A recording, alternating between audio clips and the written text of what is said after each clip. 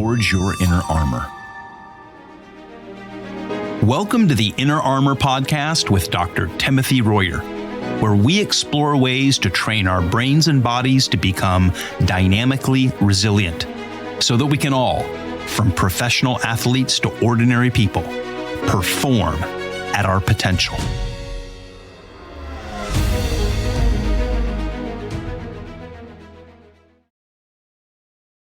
Well, welcome back to the Inner Armor Podcast. I'm here as always with Dr. Royer. Hello, Doc. Hey, Greg. It's good to be with you today. Doc, we're going to go a different direction today. We've been talking an awful lot lately about sports, professional sports, the NFL, quarterbacks, all kinds of stuff that's really fun to talk about. But today we're going to talk about something that's a little bit more sobering. And that is something you and I have been kicking around as the tsunami of mental health disorders that threatens to overwhelm our society. And as we kind of get into that, I was reflecting that a tsunami in real life doesn't look like what most people think it looks like. Because we imagine this big wave, almost like the kind of wave that surfers surf. But when you look at videos or whatnot of a tsunami, it just looks like the ocean is rising. It's almost like a flood, like the ocean is just flooding in. So you don't really see this big curling wave coming at you. The water along the coastline just keeps going up and up and up and up and up, and nothing stops it. It just kind of overwhelms the land. And that's what we've been talking about, that mental health disorders in America and maybe in the developed world are sort of like a tsunami. We just sort of see them rising and rising and rising. We think surely it's going to stop, and it doesn't stop. It just keeps on coming. So today I want to talk about that with you. And let's start by talking about what a mental health disorder is. I mean, what is that? And you are uniquely qualified to discuss this as a doctor of neuropsychology.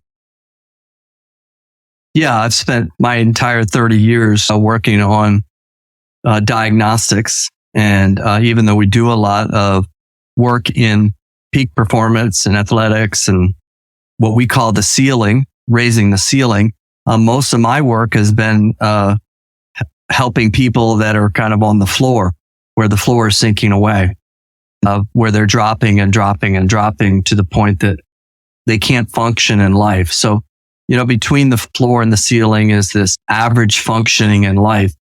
And the people that are iconic and high performers, they're going above the ceiling, right? And they're doing things that are like, oh my goodness, what's that? But then you have many, many, many people, way more than the iconic above the ceiling people, is you have the people that rather than staying in that kind of normal place between the ceiling and the floor is dropping to the point that they can't even function in normal life. Or if they do, there's no joy in that. It's frustrating. They want to escape from that. And it's a very depressing, sad thing to be stuck in that constantly and to wonder if you're ever going to get out of that. We really at Inner Armor are all about trying to do whatever we can to hold off the tsunami that we see coming. If you just start looking at the math of some of these things and the growth of what's happening in anxiety, probably the most leading thing of all these different things, anxiety, depression, PTSD, substance abuse. These things there's no end in sight, and they're just growing. And we're dealing with them the same way that we tried to deal with them 50, 60 years ago. No, nothing's changing, innovative, right? Like I got an iPhone here, right? I can remember back when I had no cell phone, right? Just the communication world I can remember when there was no internet, right? I remember when, people couldn't get hip surgery and be out in a day, right? It'd be months and months and months. I mean, we've seen so much innovation in our world. And that's what we talk about, how fast things are growing and moving. Well, I was just saying, I have some of those stats right in front of me. I I did a little bit of looking around, and according to sort of a compilation or averaging of statistics from various sources like the National Institute of Mental Health, the American Psychiatric Association, the World Health Organization, the CDC, here's some things to throw out. Anxiety disorders. 40% of adults will experience an anxiety disorder in their lifetime. That's basically half. Depression. 17% of adults will experience major depression in their lifetime. Substance abuse disorders. 15% of adults will experience substance abuse. Post-traumatic stress disorder, 6%. But that's a little deceptive because the curve, like that tsunami rising. So from those same sources, it tells us that anxiety disorders have increased 20% in the last 15 years. And like that tsunami on the coast, it just keeps going. So if it's gone up 20% by the last 15 years, who knows where it's going to be 15 years from now? Depression. Right. The prevalence of major depression has increased by 15% in the last 15 years. Substance abuse increased by 10% over the last decade. PTSD going up 5-10%. I mean, I could go on and on and on, but these things are just on this like rising curve. And as you and I talking before we started recording, a lot of that is what's diagnosed. Right. Those are the most severe where the floor is completely gone and I can't even function. I can't get to work. Or they've been treated by somebody. But the question is, how many people are out there who've been undiagnosed? Or they're suffering under anxiety or depression or substance abuse, but they're sort of self-medicating, with drugs, alcohol, whatever, other behaviors. So what we have in the statistics of diagnosis may be the tip of an iceberg in our society. Tell us though, doctor, what exactly define it for our audience. What is a mental health disorder? How do you define that? Yeah, typically what we want to be looking at is some consistency of this over time. So in the DSM-5, which gives you kind of the criteria, you're looking for not just the symptoms where you're like in anxiety, where you're avoiding things because of worries and you're obsessing about things and you're restless in certain situations. But there's a period of time that this is disruptive, and it's not particularly tied to maybe a situational event. Like you lose your job. Are you going to get depressed? Probably. Or have to do something that you don't want to do, like give a presentation in front of people. Are you going to be anxious? Yes. But these are things that you really can't tie anything particular to, and they last for long periods of time. Like major depressive disorder, which again, like you said, this is on a continuum. There's a lot of people who are depressed who don't have major depressive disorder. The major depressive disorder takes you out of commission. To kind of go with our ocean, it is like a tidal wave hits you and knocked you down and you can't get back up again for periods of weeks.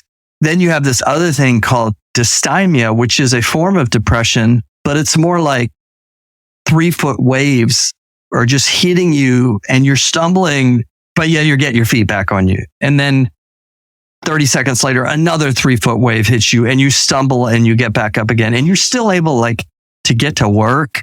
You're still able to pay the bills. You're able to still function in life, but you've lost that joy or that fulfillment.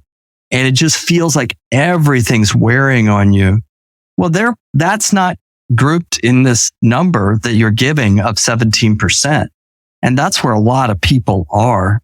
But I think the real kind of takeaway is, what are we doing to try to eradicate or deal with these things? And why so many other areas are going so fast, so forward, but yet we're stuck in this. How are we dealing with mental health?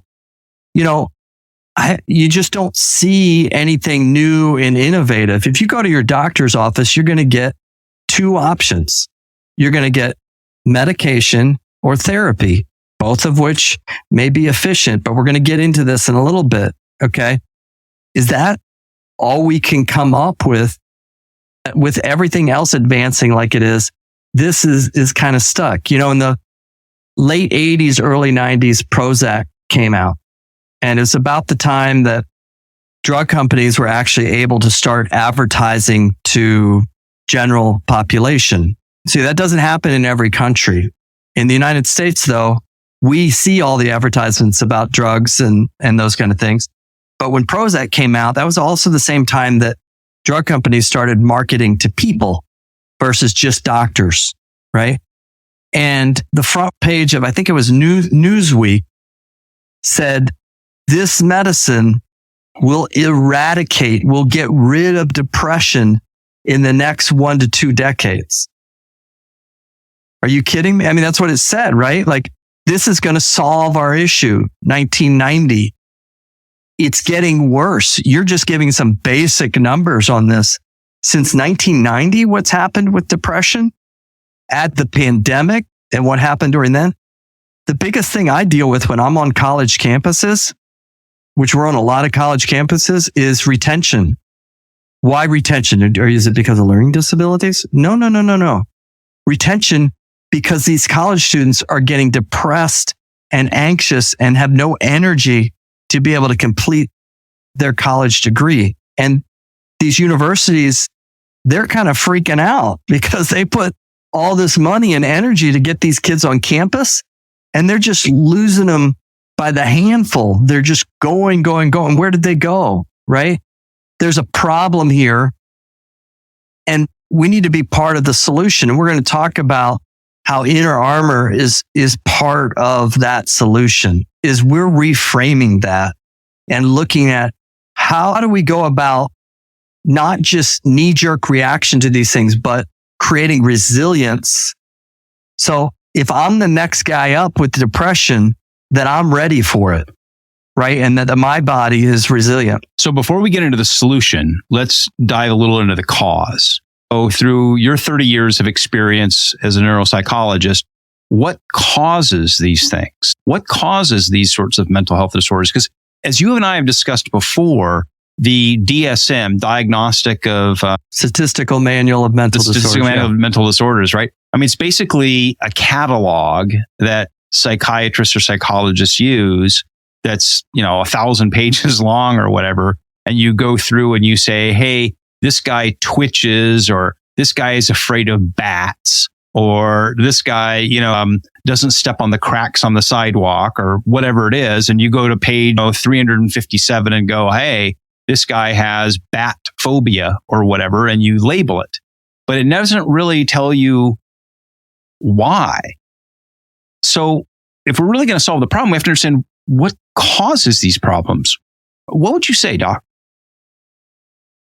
Yeah, I think it's multifaceted, but Greg, you're taking us right where we need to go, which is upstream. Like, I can look at behaviors, feelings, reactions to things all day long, but I have to look upstream neurologically and physiologically to see, why is this happening if I'm ever going to fix it? And fortunately and unfortunately, we live in a culture where we're really good at chemical reactions. Is like, if I want to change a behavior, if I want to make you focus right now, I can give you something to focus. You can actually go to the 7-Eleven and buy stuff to focus, But we can also, if I can't sleep at night, right? I've been shown on TV many times in the middle of football games what I can take that will let me sleep at night. But am I really fixing the problem, right?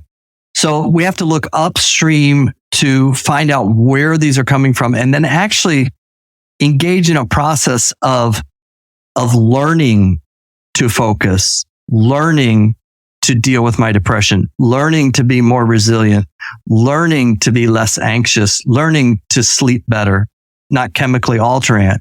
Now, where does that come from? That was your question.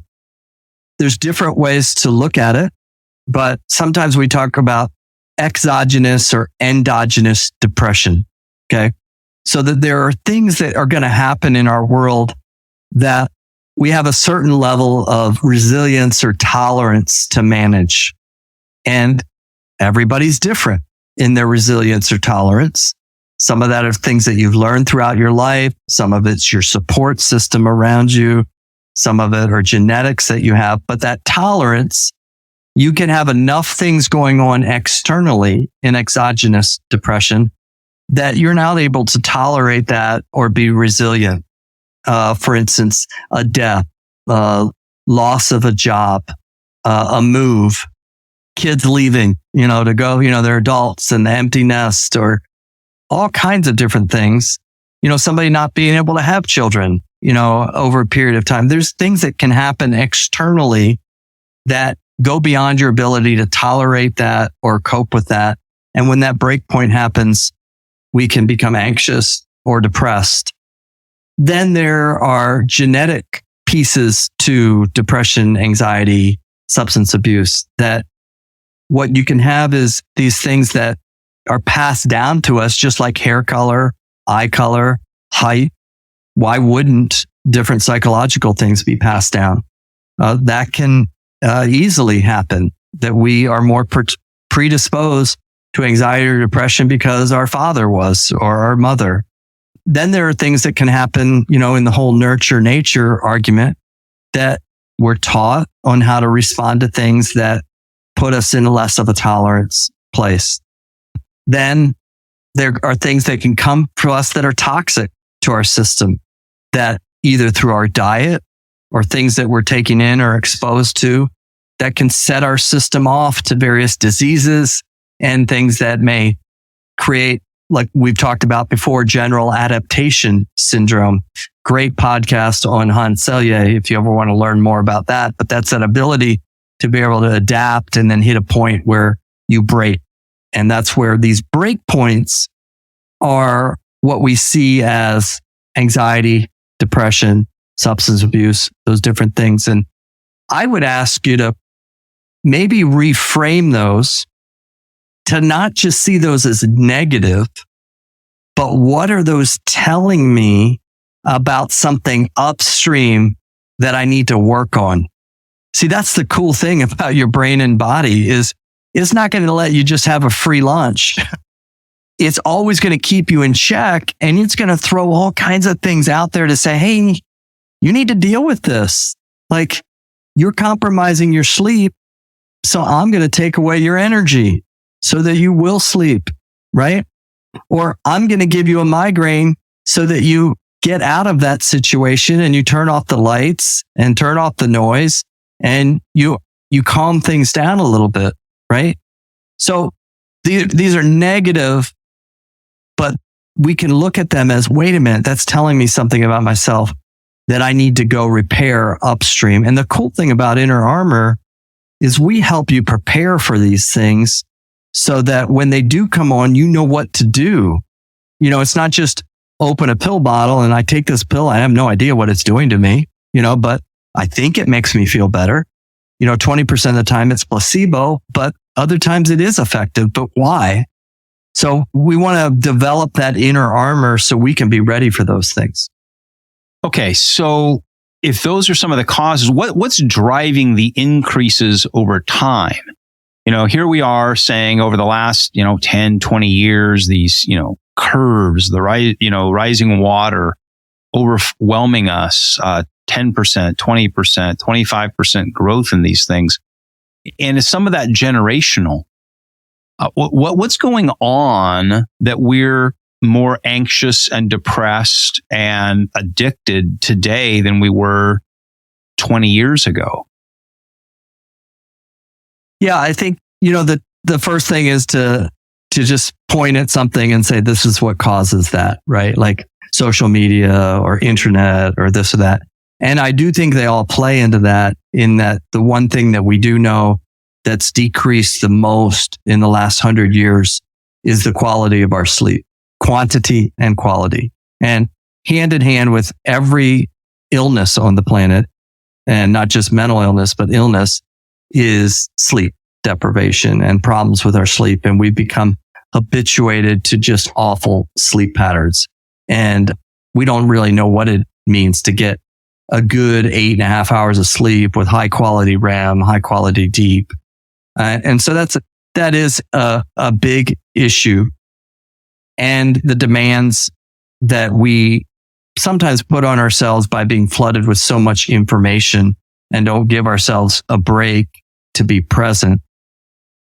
But I'm probably not going to get a lot of friends from this, but the inadequacy of how we deal with it when it comes on board has to speak to how efficient we are at addressing it. So we all had the pandemic, right? We went through that and we found a solution or a way to manage it, right? Whatever your philosophy is on that, but the pandemic is gone for all intents and purposes, gone because we responded into a way that was constructive. We learned about social distance. We learned about a variety of things to slow this thing down, vaccines, no vaccines, whatever that was. But we brought in a system that worked and we saw the numbers decrease. I mean, everybody remembers seeing the charts, right? You saw it increase. And then all of a sudden we started to see the decline and we were all starting to take a deep breath because we're on the other side of it. Mental health issues, this surge, this tsunami, we're still looking at the graphs that we looked at for the pandemic that are rising. And I'm saying we don't have an adequate solution for that. There aren't enough trained professionals to just deal with this with counseling. And that's such a subjective thing. I could have 6 therapy doors that I walk through, and behind every door is a different type of approach, a different quality of provider. And that's a very hard thing to quantify. And the medication has shown up to fall short. Does it help in some crisis situations? Yes. But does it really fix these upstream issues? So there's certain aspects of, I want to point to things like, it's this thing in the food, or the lack of, grass-fed this, or, and I want to find these things, but let's not put our head under the sand. Is the current way of addressing this actually sufficient enough? Does it need help? Not saying that there's not a place, but it's too top heavy. There's not enough to it to manage it, or we would be seeing some improvement. So let's talk about therapy, particularly, a little no pun intended, talking therapy. Because when we talk about going to therapy, or we use that term, what does that in practical terms mean? So I get an appointment with a therapist or a counselor to deal with my issues. I'm told to show up at 2:00 on a certain afternoon. I walk in, I sign the form, I walk into the counselor's office, and what happens? All kinds of things can happen.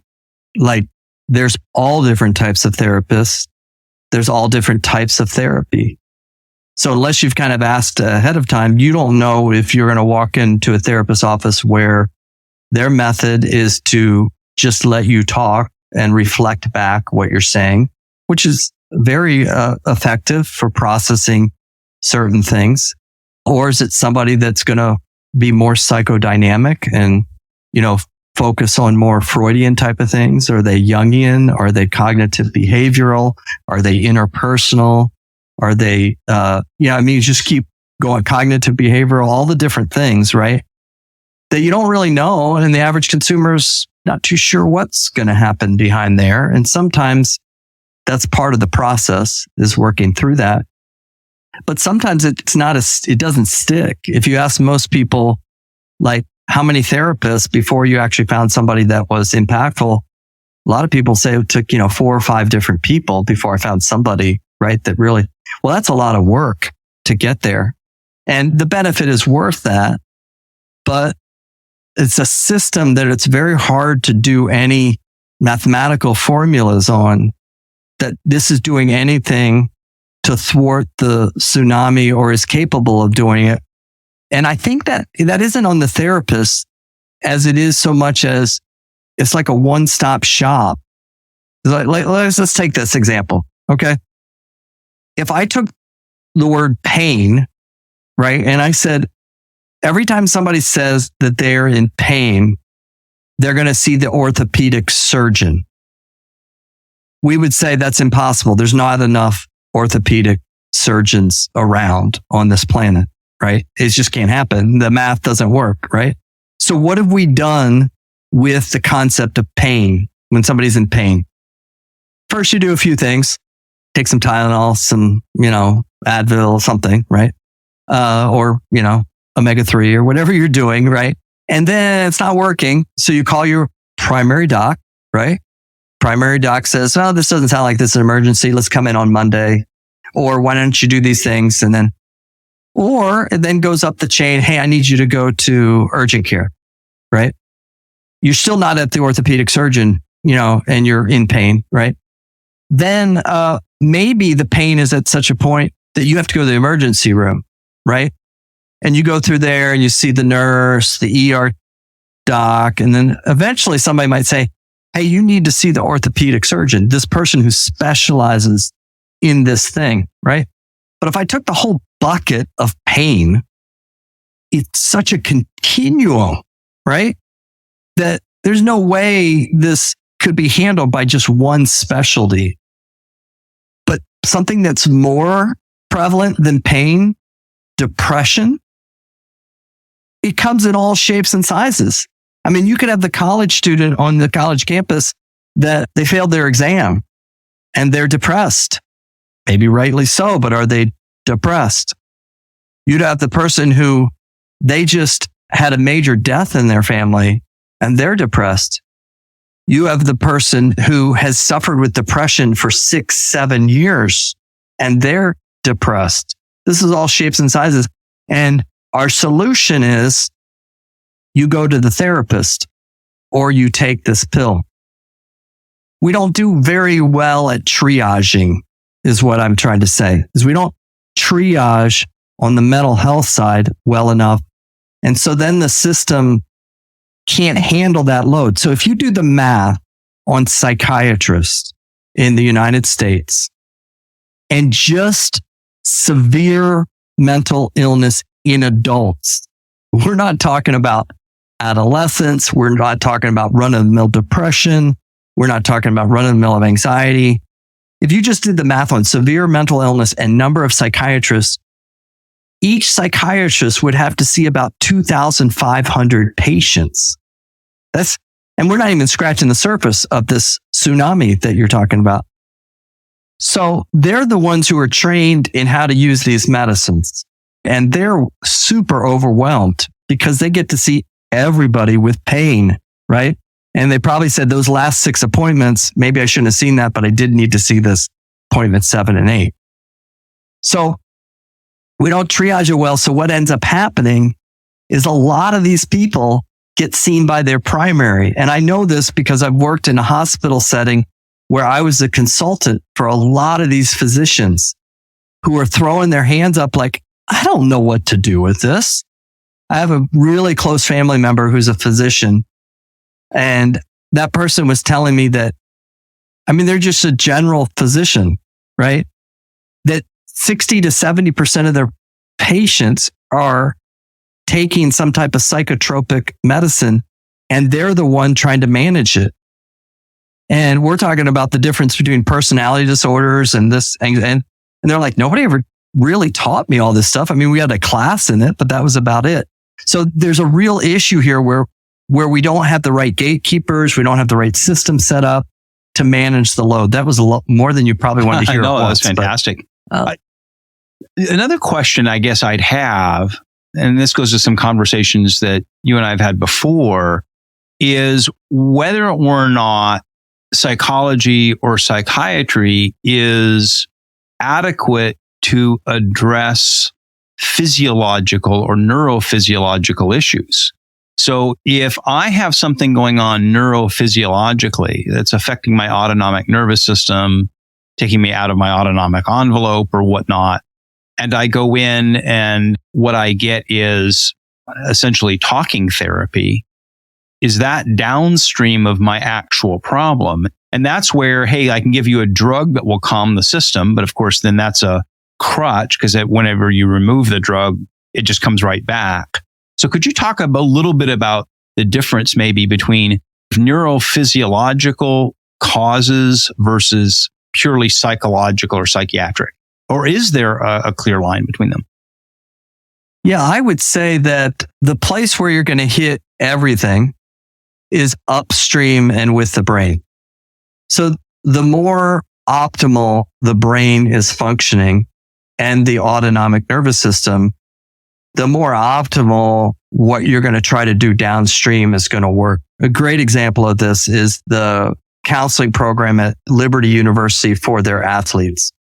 And we've had Neil, who's the main therapist there, on our podcast, and he's going to be coming on in a few weeks too, again, because it's probably the most listened to podcast that we've had. But what we've been doing there is we've been coming alongside their student athletes and training them with inner armor program. So going through the inner armor matrix of precision, getting the visual skills under control so that the brain isn't experiencing so much stress, then working with power, which is how I fuel the system, and then working with focus and optimizing the autonomic nervous system upstream so that when Neil goes to see his clients, he's able to have them in a more ideal state, or what we call priming. That client is primed now for Neil, who in this scenario is our orthopedic surgeon. Go Neil, right? Like, yes, that's what you're here to do. And I want to prep this client for you, just like the prep team does for the surgeon before he comes in. And so inner armor is coming in and we're prepping the autonomic nervous system. So in the case of Neil's clients, they're ready to go. They're not fighting against, I'm running from a lion. I'm not breathing correctly. I can't focus. I don't have the right amount of power because I'm not breathing correctly. We've already taught them the biomechanics of breathing and how to get the right power. So they're ready for Neil. And when Neil comes back and says, it's taking half the time to get these people through therapy that in my career has taken twice as long. Or I have a whole subset that aren't even coming in because they're actually more resilient. So the normal stressors of life that are hitting them hasn't set them into this other level. So take our pain analogy earlier. Instead of the whole bucket of pain for Neil, we're able to help refine that so that the ones who could actually manage some of this by just working on their breathing, their heart rate, their physiology, they don't hit that point where they're not resilient and they don't need to go into therapy. So we're helping Neil by decreasing his load and decreasing the amount of time because we're priming them. Neil is a microcosm of what needs to happen at our macro level. Is we need to be one, helping sort out this large bucket and giving people basic resilience skills. And then when we do that, they're ready if they go into therapy. But two is a large group of them will never need to go into therapy because their bodies will do what they're supposed to do and be able to handle the water level because they're more resilient. Wow. So as we kind of wind down the episode here, what do you envision if the water keeps rising as a solution across this country to try to hold the water back or roll it back or be able to cope or help with this rise of mental health disorder? What would that look like? I think it first has to come with an acknowledgement that we're asking this subset of psychiatrists and therapists to take on such a huge volume that one, the numbers don't even meet, right? That this is not going to work out mathematically. Just a basic stats of this is not going to work out. So we have to realize that. It's kind of like if for the pandemic, they'd come out with this one solution, but the number kept rising. What would we say about the solution? We're all so familiar with all these graphs, right? We would have said, that's not working. We better get moving because we got to find the next solution, right? We're not doing that, right? So we have to first say, it's not that these things don't work. They have to be used correctly and triaged appropriately. And we need to, if we're really concerned about preventative medicine, which we're not very good at in the United States, we need to start teaching these things early on. We have programs, inner armor programs in elementary schools where we're teaching first and second graders how to breathe in such a way for their heart to be calm under pressure, teaching them biomechanics of breathing, teaching them how to focus in a way where they're not stressed, but they're calm. These are things it should be part of education that we're teaching people how to become resilient, because our biggest issue, isn't can they get into college? It's can they stay in college? Are they going to be mentally strong enough to manage that? Right. And that should be like class 101 that we're teaching kids is how to be resilient, how to sleep better, how to breathe in such a way, how to focus correctly. I mean, we're just missing the boat because we're not looking at it for what it really is that we're failing. We're trying to put our fingers in the dike and the water is coming over and through all the holes and there aren't enough fingers to hold off the water. The dam is going to break. Wow. That's a pretty sobering thought. So for the listener out there, what can they do if either they feel overwhelmed by life, anxiety, depression, substance abuse, or they have a loved one who does? Where can they turn for help? Well, we need to start the inner armor program with them yesterday. Okay. Like we're here and we have the program that walks you through how to build resilience in your brain and your body. Precision, power, focus. And then what we're going to do is we're going to shape that and refine that and sharpen it to build a resilient inner armor. They need to reach out to inner armor for themselves, for their family members, for whatever they're doing, whether it's a ceiling thing where they're trying to get above the ceiling or they've sunken through the floor and they need to get back up into a normal functioning. Inner armor is here and ready to help you with that. Fantastic. So they can go to forgeinnerarmor.com. If they want to learn more, they can read the Forge Your Inner Armor book, which is available on Amazon in print, ebook, and audiobook formats. And reach out to Dr. Royer and his associates to learn more. So, Doc, good luck with your travels this week, and we look forward to hearing from you again very soon. Okay, let's do it. This has been the Inner Armor Podcast. You can find it wherever you get your podcasts. Would you please follow or subscribe, and make sure to leave us a review or comment. You can learn more about Inner Armor, Dr. Royer, and how to perform at your potential by going to forgeinnerarmor.com.